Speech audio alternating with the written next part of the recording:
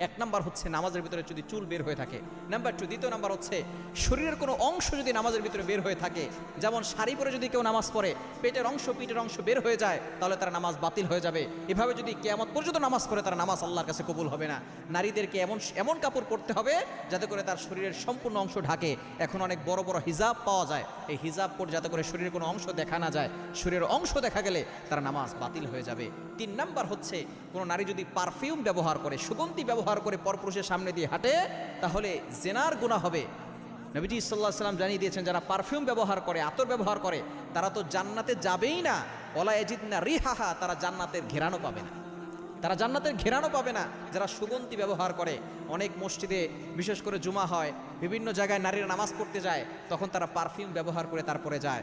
পুরুষদেরকে আকৃষ্ট করার জন্য, তাদের দিকে অ্যাট্রাকশন বাড়ানোর জন্য যারা সুগন্ধি ব্যবহার করে, তাদের নামাজ আল্লাহ তাআলা কবুল করেন না। তাদের রোজ